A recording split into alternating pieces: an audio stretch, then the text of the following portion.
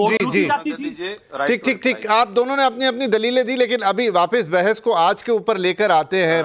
आशुतोष जी, मैं आऊंगा सर, आऊंगा आपके पास, मैं आऊंगा सर, फिर वरना फिर बहस दूसरी तरफ निकल जाएगी। आशुतोष जी, चुनाव आयोग चाहे वो कर्नाटक वाला मामला हो, राहुल गांधी जो आरोप लगा रहे थे, चाहे एसआईआर वाला मामला हो, दोनों में कॉमन दलील दे रहा है कि वहां पर भी सारी जो पार्टीज थी उनको लिस्ट दी गई थी, दिखाई गई थी, लेकिन तब किसी ने कोई आपत्ति दर्ज नहीं कराई, जीरो हर जगह। आज भी मतलब ये तो अभी एक ड्राफ्ट है, आगे सबको सौंपी जाएगी, जब जिसको जो आपत्ति दर्ज करानी है वो बिल्कुल दर्ज करा सकता है, और अभी तो इसमें और बहुत सारा काम बाकी है। तो एक तरफ चुनाव आयोग की ये दलील है और दूसरी तरफ विपक्ष का कहना है कि आप इसमें पूरा धांधली कर रहे हैं और इसमें गलत लोगों को निकाल रहे हैं। अब इसको किस नजरिए से देखा जाए और समझा जाए?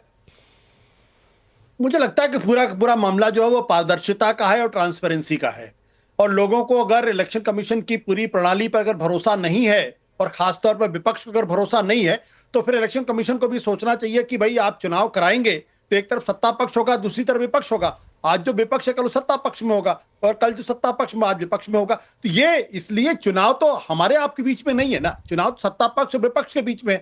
अगर विपक्ष को यह लगता है कि पूरी की पूरी चुनावी प्रक्रिया जो है वो उसमें गड़बड़ी है, इसमें वोटरों की चोरी हो रही है, तो ये इलेक्शन कमीशन की जिम्मेदारी है कि वो अपनी जिद को छोड़े और विपक्ष के साथ बैठे, उनको समझाने की कोशिश करे, उनको कन्विंस करे।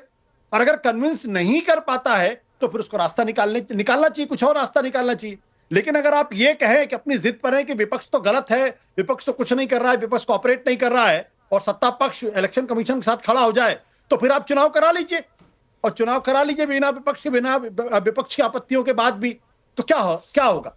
यही निकलेगा ना कि जो चुनावी प्रक्रिया है वो कटघरे में खड़ी हो जाएगी, लोगों को उस पर संदेह होगा, और जैसे जैसे संदेह बढ़ता जाएगा वैसे वैसे लोगों का लोकतंत्र पर से विश्वास घटता जाएगा। इतनी छोटी सी बात अगर चुनाव आयोग नहीं समझता है तो उसके लिए क्या कहा जा सकता है? देखिए, महत्वपूर्ण सवाल क्या, पहले आप कहते थे राहुल गांधी सबूत लेकर आए।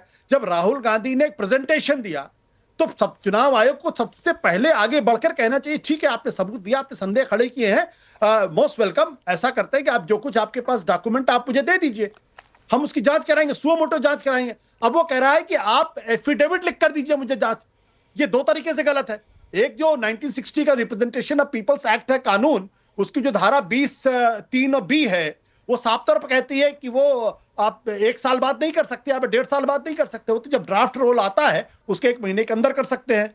दूसरी बात, अगर आप देखें मुख्य चुनाव आयुक्त ओपी रावत, उनका साफ तौर पे कहना है अगर मैं होता मैं तो सीधे इसकी जांच करा देता, और इसके जो बात अभी इलेक्शन कमीशन कर उसका कोई मतलब नहीं है।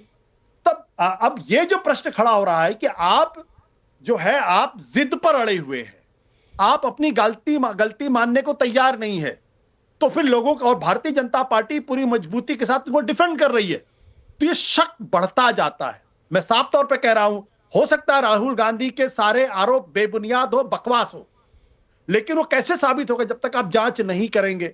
इसलिए लोकतंत्र का तकाजा है, और लोकतंत्र की मर्यादा के लिए जरूरी है कि जो भी आरोप लगाए जा रहे हैं उन आरोपों को सीरियसली लिया जाए, उसकी जांच पड़ताल की जाए, अपने जिद को छोड़ा जाए। अगर एक भी वोटर अगर वो गलत तरीके से वोट देता है तो वो भी लोकतंत्र पे धब्बा है, और एक भी वोटर अगर छूटता है वो भी लोकतंत्र के ऊपर धब्बा है। जी शुभंकर जी, फिर ये जिस तरह का मामला है इसमें चुनाव आयोग को किस तरीके से डील करना चाहिए? चुनाव आयोग, जैसे मैंने आशुतोष जी से भी प्रश्न में कहा कि उन्होंने तो कहा कि भाई हमने आपको दी थी तब आपको उस पर ऑब्जेक्शन लेना था, अभी भी वही प्रक्रिया अपनाई जाएगी कि पहले सबको दिखाई जाएगी, बताई जाएगी, तब आप ऑब्जेक्शन लेना चाहें ले लें। हालांकि उसमें प्रैक्टिकलिटी कितनी होती है और तब आप ऑब्जेक्शन कितना ले सकते हैं वो एक अलग बहस का मुद्दा हो सकता है। लेकिन क्या चुनाव आयोग को इस प्रेशर में आके उनको, जैसे उन्होंने एक बार जब ईवीएम का कहा था कि चलिए आइए चैलेंज कोई हैक करके दिखाए, उसी तरीके का कोई स्टेप अपनाना चाहिए क्या कि चाहिए आप लाइए, मैं आपकी चीज़ को जाँच करता हूँ या देखता हूँ, या फिर कोई और तरीका अपनाता हूँ? मतलब हाउ टू हैंडल दिस, क्योंकि है एक संवैधानिक संस्था, बहुत रेपुटेटेड संस्था भी है, लेकिन अब जब आरोप लग रहे हैं तो राजनीतिक पार्टियों का आरोप लगाना एक बात है, लेकिन यही चीज एक आम व्यक्ति, एक वोटर भी देख रहा है, कहीं उसके मन में कोई संदेह पैदा ना हो जाए, इसके लिए क्या करना चाहिए चुनाव आयोग को? विपिन जी, आपके सारे पैनलिस्ट को और आपको मेरा नमस्कार। देखिए, कुछ चीजें बहुत साफ हैं। सबसे पहले तो चीज ये साफ है कि ये शंका किसी को हो या ना हो, एक शंका पैदा की जा रही है और जानबूझ के इसको हवा दी जा रही है। ये एक सोची समझी कार्रवाई है, जिस तरीके से लंका का और बांग्लादेश का लोग उदाहरण दे रहे थे। फॉर्चुनेटली इसमें हमारे पास एक ही सेविंग ग्रेस है कि हमारे यहाँ की सेना पूरे तरीके से गैर राजनीतिक है और सेना का राजनीति में कोई इंटरफेरेंस नहीं है। अदरवाइज हम भी यहाँ पे कोई ग्रीन रेवोल्यूशन या फिर कोई समर स्प्रिंग और कोई भी ऐसी चीज देखने के लिए तैयार हो सकते थे, क्योंकि आप ऑर्गेनाइजेशंस को डिस्क्रेडिट कर रहे हैं। जिस तरीके से अभी आशुतोष जी ने बोला कि अगर आरोप लग रहे हैं तो जांच होनी चाहिए, क्या आशुतोष जी हर एक आरोप जो भी किसी के ऊपर भी लग जाए उसके ऊपर जांच होनी चाहिए, या सिर्फ इसीलिए जांच हो कि वो आरोप लगाने वाले श्री राहुल गांधी जी हैं? जबकि राहुल गांधी जी का एक इतिहास रहा है कि उनके कई सारे आरोप फर्जी और अपने मुंह पर गिरे हुए पाए गए हैं। बार बार उन्होंने कोर्ट में माफी मांगी है। क्या ये जो जितनी राजनीतिक पार्टियां हैं, हम सब में इतनी राजनीतिक समझ है और हमने इलेक्शंस को इतने नजदीक से देखा हुआ है कि हमें इलेक्शन प्रोसेस पता है। जब आपको सबसे पहले वोटर रोल मिलता है, हर बूथ लेवल एजेंट हर पार्टी का होता है, हर बड़ी पार्टी का तो डेफिनेटली होता है। किसी भी बूथ पे 1200 से ज्यादा वोटर्स को कोशिश की जाती है कि 1200 से ज्यादा वोटर एक बूथ पे ना हो। 1200 नामों की जांच करने में एक एजेंट को कितना समय लगता है, जबकि हर बूथ पे हर बड़ी पार्टी का कम से कम 4 से 5 कार्यकर्ता एज एजेंट होता है। तो क्या ये चीजें जो बुनियादी तौर पे नीचे के लेवल पे काम करके सुलझाई जा सकती हैं, उसको बिना मतलब के इतना बड़ा एक तमाशा बनाना किसी खास साजिश की तरफ इशारा नहीं कर रहा है? क्या आप मुझे याद है आपकी इसी शो में लक्ष्मण जी एंकर थे और अजय जी और विजय जी दोनों थे।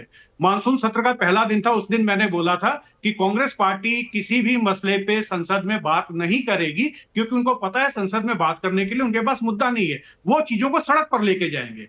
और आज तकरीबन 1 महीने के बाद वही चीजें हो रही हैं। सारी बातें सड़क पे हो रही है, संसद में नहीं हो रही, क्योंकि इस मुद्दे में कोई दम नहीं है। आज अजय जी ने मिंता देवी की बात की, एक टाइपिंग एरर को आप इतना बड़ा इश्यू बना लेते हैं, वो महिला सामने आ गई। एक इन्होंने श्रीवास्तव जी की बात की, वो सामने आ गए। तो फिर आपकी अपनी क्रेडिबिलिटी, आप एक ऑर्गेनाइजेशन को डिस्क्रेडिट करते करते आप अपनी क्रेडिबिलिटी इतनी खत्म कर लेते हैं कि आज विपक्ष की और खास करके लीडर ऑफ ऑपोजिशन की क्रेडिबिलिटी बची ही नहीं।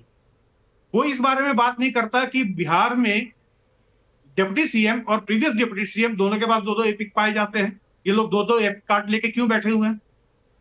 क्या किसी एक राजनीतिक दल को, जो आज भाजपा की अगर मैं बात करूं, जो आज चुनाव आयोग के साथ खड़ा है, यहाँ से 12-13 साल पहले चुनाव आयोग के विरोध में बात कर रहे होते थे, आज पिछले 11 साल से, आज विजय जी अभी कह रहे हैं कि जीजा जी की वजह से ये बात हो रही है, 11 साल से आप चार्ज लगा रहे हैं। 11 साल में आपको चार्जशीट करने का मौका अब जाके मिला। 2 सरकारें आपकी निकल गई, तीसरी सरकार में आके आप चार्जशीट कर पा रहे हैं। तो एक आम जनता को तो ये लगता है ना कि ऊपर की बहुत ही अच्छी मिली भगत है, आप लोग ऊपर से तमाशा करते रहते हैं, और अगर आप लिखित में दे नहीं सकते, और राहुल गांधी जी बोलते हैं कि मैंने लोकसभा में शपथ ली है, तो मेरा अब शपथ लेने का कोई मतलब नहीं है। जब अभी थोड़े दिनों पहले ही एक कोर्ट में पेश हुए थे, क्या उन्होंने वहां शपथ नहीं ली थी गवाही देने के पहले? क्या ये जब तीसरी बार या 5वीं बार सांसद बने, दोबारा संसद में शपथ नहीं लिया? एक ही बार शपथ से काम हो गए? तो मतलब आप जनता को भ्रमित कर रहे हैं। आप ये बताना चाहते हैं जनता को कि आप न्यायालय की जो प्रक्रिया है, उसमें अगर आपको एफिडेविट देके ही काम करना है, तो आपको एफिडेविट देने की जरूरत नहीं है, क्योंकि आप एक बड़े आदमी। तो क्या ये सिर्फ कुछ चुनिंदा बड़े लोगों का देश बनकर रह जाएगा? क्या एक बड़ा आदमी अगर किसी पे कोई आरोप लगा दे, मैं एक और बड़े आदमी का उदाहरण देता हूं, सुब्रमण्यम स्वामी जी। उन्होंने हर किसी पे आरोप लगाए, कईयों के साथ तो वो कोर्ट में गए। सुब्रमण्यम स्वामी जी ने एक आरोप लगाया था कि अब जाने दी, वो कुछ निजी बातें हो जाएंगी, बट गांधी परिवार के बारे में उनके कई आरोप है। क्या उन सब आरोपों की जांच होनी चाहिए? सुब्रमण्यम स्वामी जी ने अभी प्रधानमंत्री के खिलाफ कई आरोप लगाए, क्या उन आरोपों की जांच होते रहनी चाहिए? तो क्या ऐसे ही आरोपों को, जो आप हर आरोप पे जांच करते रहेंगे? और जिन चीजों को आशुतोष जी ने सबूत कहा, क्या वो सबूत बनने के लिए इंडियन एविडेंस एक्ट के तहत उनकी मान्यता भी बन सकती है एज एविडेंस?